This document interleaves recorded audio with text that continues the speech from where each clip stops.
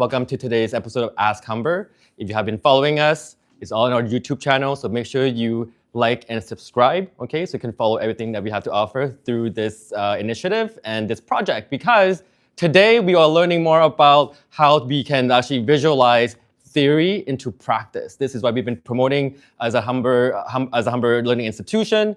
It's all about bridging the two and bridging that gap, right? So today we'll be learning a lot from the program of developmental services worker and also behavioral science as well within the Faculty of Social and Community Services, one of the most impactful faculty that we have here at Humber Polytechnic. Okay, for those of you who are new to this 2 hour series, welcome. And for those of you who are coming back, welcome back again, right? So as you can see behind me here, we have a lot of good setup for you guys to explore, okay? So these are what we call a simulation lab.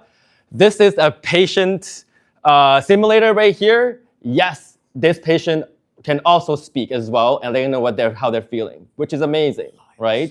We have just set this all up just for you to benefit, because again, there's a lot of opportunities to be had once you pursue a diploma with us in developmental services worker, DSW, and as well behavioral science as well. Remember, there are pathways for these two programs, okay? And we'll talk more about that later. And we'll be meeting two amazing people today within the program itself.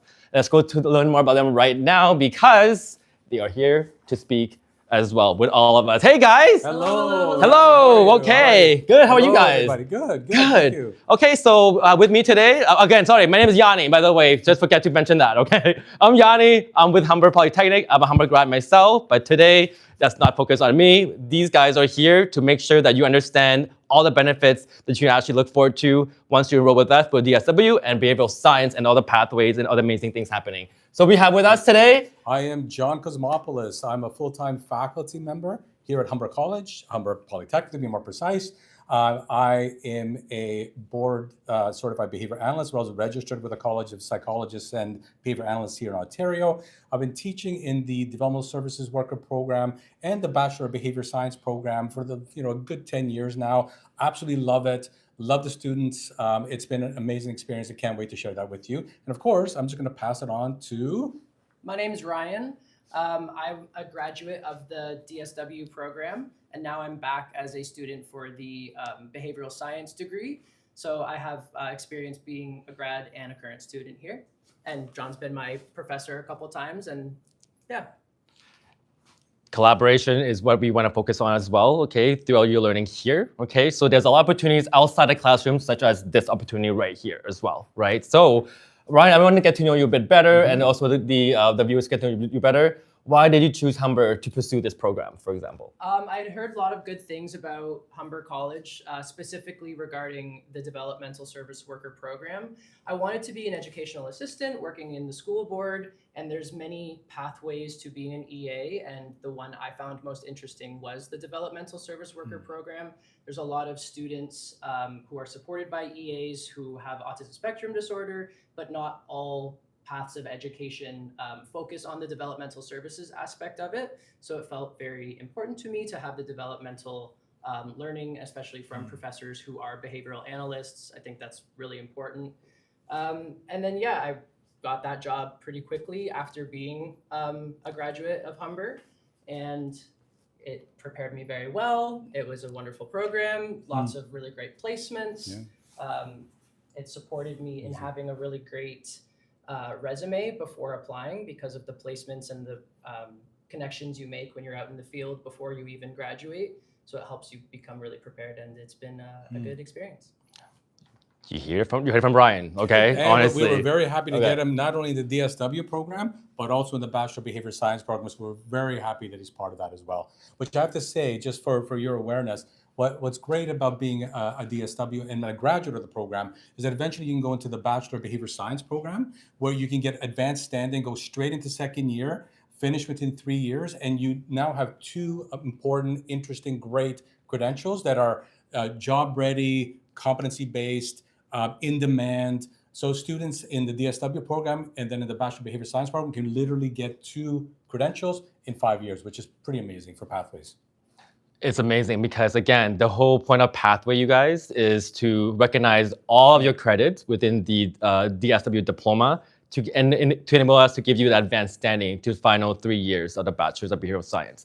Ryan is an example of that today as well, right? So that could be you as well, because again, once you get to Humber, you want to stay at Humber because Ryan is back here, just like working with us and doing amazing things with us as well, right? Absolutely. Can we maybe talk a little bit, John, about like why choose Humber for this program? Absolutely, yeah. So one of the things that I love talking to people about the Developmental Services Worker Program, the DSW program, and the Bachelor of Behavior Science program, is that what it does for students, and I think this is how we distinguish ourselves a lot here at Humber, is that if we provide an experiential learning experience, bar none. Not only do students learn within the classroom some really competency-based things, in other words, a lot of case-based problem-solving scenarios and learning, as well as skill development, they do so in simulation. So one of the things we have here that's really important for our program and for student learning, which they absolutely love, is the simulation lab. And we use that extensively. I've worked with the simulation lab quite a bit to be able to produce some of these simulations for students to create authentic learning experiences that are experiential in nature, but give them the skills that are necessary for future employment. So we're very proud of that as Humber. And not only that, just to highlight a couple of things in regards to the Developmental Services Worker Program, just for your awareness, and you can get some of this off on the Developmental Services Worker website, but we're a 2-year diploma program, hybrid education. We get WIL placements, which is basically just getting out into the field with our community partners, which we have many community partners with great reputations. They love our DSW Humber students. A lot of them get hired even before they graduate, which is pretty amazing. And just a shout out to all our partners out there, including CAMH, Sick Kids Hospital, Aptus, Vida, the school boards, including Toronto, Peel, Halton, Community Living Mississauga, Brampton Caledon Community Living. Wow. It just goes on, including the Family Support Network for Employment. So, and I could just go on and on. So we're very blessed to have that many partners that students can basically get placement experience and get basically jobs in this field. And they're always in high demand, I'm happy to say. Exactly, just like you said, right? So again, at Humber Polytechnic, we are focused on the employability skills that you will acquire before graduation, and you can use that once you graduate as well, right? So again, that's the main core focus of our learning model, okay? So, and you have a lot of support as well when it comes to these opportunities, right? So we work a lot with advisors, et cetera, to help secure different opportunities like mock interviews, resumes, et cetera as well, which is fantastic, right? So, John, today we are gonna be doing something very cool because again, we wanna showcase, again, for those coming with us, what they can actually look forward to, right? Because simulation is part of the preparedness piece, right? As much as we like theory, we want to know and experience how that is sort of applied when they're actually doing the work, right? So this today, guys, it's a very exciting opportunity because thank you so much for doing something like this for us. Because honestly, myself, I've never seen this before, so I'm very looking forward to actually see how this all like it's pretty cool. Work out, right? Yeah, so this is the part where you can say in an interview that you have had experience. Yes. Because that's the hardest part when in your interviews is they ask you what have you done before, and this school prepares you so well by doing that, by doing simulations in a controlled environment, as well as going and getting those placements on your resume. So this is the first thing you can speak back to. Well, I do have experience, and you can say exactly what that was, even if it wasn't for a previous employer. You've done it in school. Right. Yeah, remember, for job outcome, it's like sometimes it's not about what you know. Your experience and who you know also play a critical role in advancing your career, especially in these very impactful opportunities within this program. Right. Okay, so should we get started and see how this works? Absolutely. I just want to highlight one thing before I set this up with Ryan as well. As far as simulations go, we build simulations specifically around things like positive behavior supports and skill building, for example. We've done so with health sciences, pharmacology and medication, medication administration, for example. So we've built a really comprehensive curriculum here at Humber, at the DSW program and the Bachelor of Behavior Science program, where students get a lot of the comprehensiveness around what they'll be actually doing in the real world, supporting people with intellectual disabilities who are vulnerable, who are marginalized, to give them a sense of quality of life, dignity, belonging, inclusion. So the more we can do that, the more we can impress upon students on how to do that, we're happy to do that. And we do that in a safe environment through simulation. So let's talk about simulation a little bit. So now we're gonna set up the simulation where Ryan's gonna interact. And there's essentially this person, her name is Ella.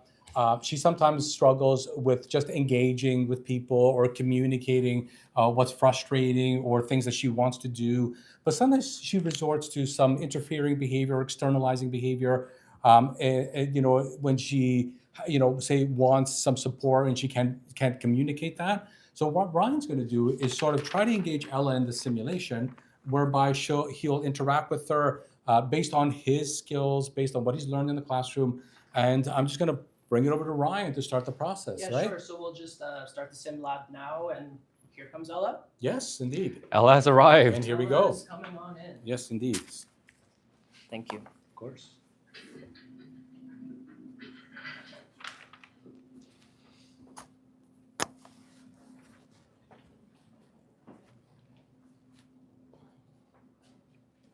Hey Ella, how are you doing today?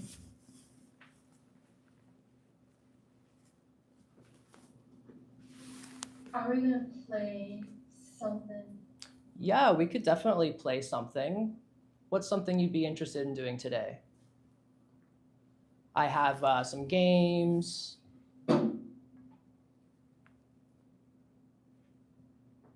We could do a puzzle.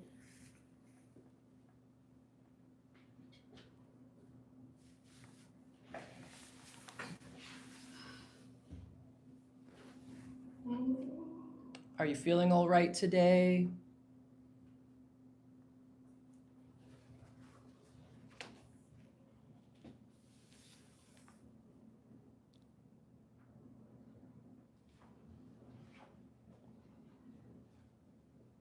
What should we do? Would you like to go somewhere, get something?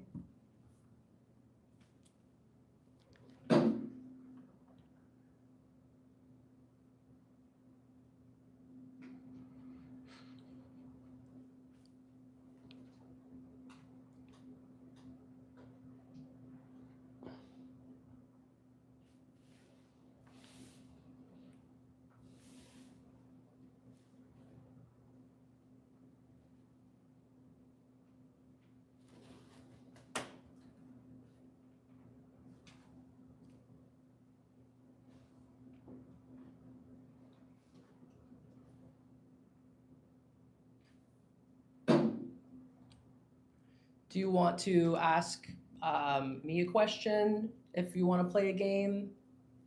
You could try saying, "Will you play with me?"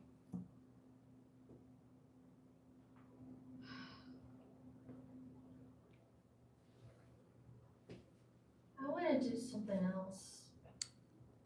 Thanks for asking me. We can do something else if you'd like. What's something else you would like to do?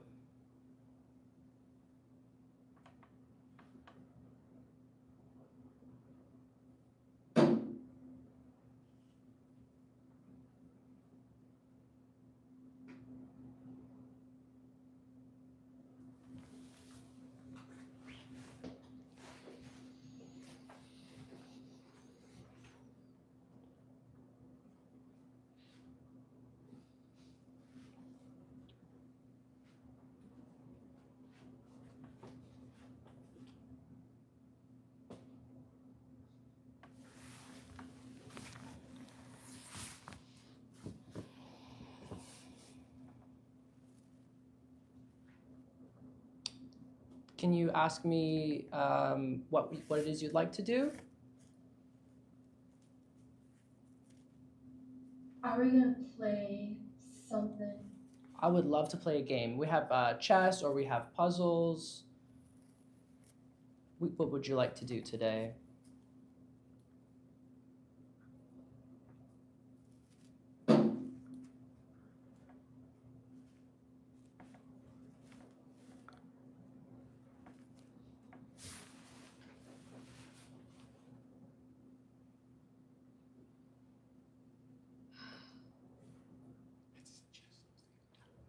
Would you like to play? I wanna do something else. Yeah, we can go somewhere, do something else. We can play a game, like we could play cards. Would you like to build some blocks?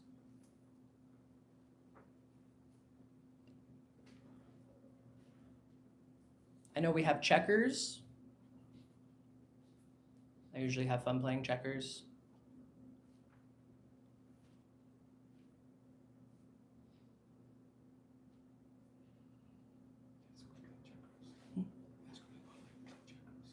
Let's play checkers. Let's go play checkers. Let's do it. Yeah, let's go do that. Let's do it.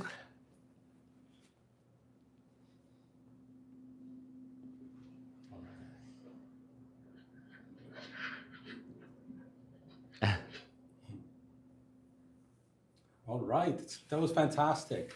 See how hard it is sometimes to engage people, and what we want to do is teach students how to learn the skills of engagement to be able to get to a point where they don't have to resort to any challenging behavior, focus on communication. But one of the things I didn't say at the beginning, and I left it as a surprise after, is that the actor in the simulation was somebody we've hired. And so there are actors with developmental disabilities that we've had that were hired to be part of our experiences with the simulation, and we had an amazing time building it with them. So I wanted to highlight the fact that we not only talk the talk as far as supporting people with intellectual disabilities, but we actually get to a point where we hire them to do some of these things as well. So one of the big focuses is on employment with developmental disabilities. So anything that we can do to make that happen, and we certainly talk about that in our program. We obviously want our community partners to look at that as well, because employment is a huge issue with developmental disabilities. So I just wanted to punctuate that point as well. That's awesome. Good stuff, Ryan. Yeah. Good Yeah, stuff. I would just add that like the first time you might be in this environment, you might not feel like you For know sure. exactly what to do. And being in this environment and having that same feeling is kind of part of the learning as well, where when you do get to that place in your job, you will have remembered what it was like and it won't be your first time doing it. That is like the big value, I think, of these simulated experiences. Yeah. Right, and you get all that here, right? Again, we're talking about the DSW program. It's a 2-year diploma at the Lakeshore campus, okay? Admission requirement is a high school diploma, grade 12 English, and all the subsequent electives as well. We are still accepting applications for fall 2026, so please submit those applications and be considered. You'll hear from my student later about admission offer, okay? But again, this is beyond just a diploma itself, right? There's a lot of, again, sort of seamless transitional pathway to the behavioral science as well. Can we discuss a little bit about the difference between DSW and behavioral science and how DSW had complement behavioral science as well? 100%, yeah. So what you'll notice is that, in this field, the way we built pathways in particular is through ensuring that graduates of the Developmental Services Worker Program, for example, have courses in behavior science in particular. So they're well positioned to be able to go into second year because they've already learned the skills of what they would normally learn in first year, for example. So it's a really good pathway, but they also already have experience working with people with intellectual disabilities before they even get to the program. But of course, behavior science is very broad. We work with individuals on many areas, including not only intellectual disabilities, in mental health. We have people working in different capacities, including going on and working for organizations using behavior science, for example. We have, students who have worked in corporations, like say, being able to do training within certain organizations. So the list goes on and on. So the skill set is what's valuable that they learn not only in the DSW program, but in the Bachelor of Behavior Science program. And I think one of the things that we also want to really focus on is that the experiential learning component has been an extremely big component that really attracts students a lot. So it's not only just talking about the stuff, it's actually practicing it, right, to be job ready. And that, of course, extends to the WIL placements that we do have here at Humber and all the beautiful and amazing partners we have. So that's been such a wonderful pathway for students. It's very popular. People love it. They have a skill set that works, in-demand jobs. Like I said, people get hired quite a bit in this field readily. And the great thing, I think, it's safe to say that because we're human services and a helping profession, we not only focus on the art and the heart, if you want to call it that, but the science of what we do in the helping profession. But what it also ends up doing is allowing people to be able to get jobs that aren't really going to be replaced by AI so readily, for example, because the helping profession and the human experience and the human touch, for example, is beyond reproach. Right? So again, impact, guys, impact. Yeah. It's a big component 100%. for this program, right? Yep. Yeah, as the Faculty of Social and Community Services, it's all about people who usually want to help people, and like John said, that really can't be replaced by anything but a human. Like you do need human to human interaction and connection. I know that I went wanting to be an educational assistant because I wanted to work with people, and that was the job that I was more interested in. And I did get a job like within a few months of graduating from the DSW program. And that job was great. And while I was there, I learned more about what it would mean to work with people who have developmental disabilities. And I wanted to get more education on that. The 2-year program was great, but I wanted to learn even more, which is why I came back to get the degree in 3 years instead of 4 years. So that was a really attractive option for me. I think the school is great, and that's why I came back. Right. Happy to have you. Happy to be here. Absolutely. Yeah. Yeah, no, again, like you guys are here just talking about this, right? Again, you're hearing like firsthand from these folks, everybody. Okay, so again, stories matter and experience matter, right? So if you see yourself doing these type of work, especially impactful work that actually benefit the community and the individuals and the community you serve, and if especially the folks that need those support, right? So this is the place to do it. Not to mention the Lakeshore campus is beautiful. Yeah. What I else? mean, Like, can we come talk on. about that? Like, you know? Yeah, I mean, when spring comes, which it's like really close, the grounds are really beautiful. The cottage has a really unique history as well of Quite being rich, an old hospital. There's a tunnel that runs under it. You got to go on a tour through there. Yeah. So that's, Yes. there's a lot of history, a lot of really cool and unique experiences here. The cottages are nice. The L building is super new. We've got a whole bunch of new construction over at with the residences because there's more spaces becoming available for people. So Yeah. Ryan, I'm going to ask you a little bit about your student experience outside the classroom. Like, have you been benefiting, other, things besides just excelling in your studies and all this stuff?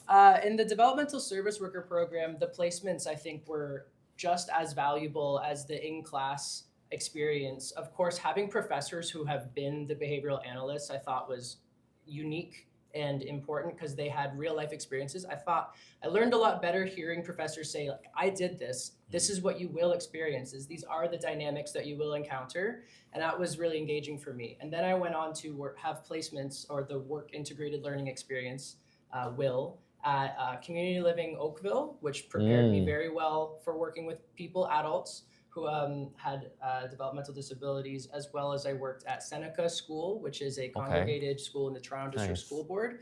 So that, again, just built my resume and experience, this time working with students. And then I also got to have a placement at CAMH, the Center of Addiction and Mental Health. So having all of those on my resume before I had even graduated and having made relationships with people who could be my references, like that is half the battle, is having the experience before you get into the field, having experience you can talk about in an interview, saying you experienced with a sim lab. All of that set me up really well to have success as an educational assistant with the Peel District School Board. And now I'm just excited to get a degree and move on up because I now Humber has helped me figure out where I want to go.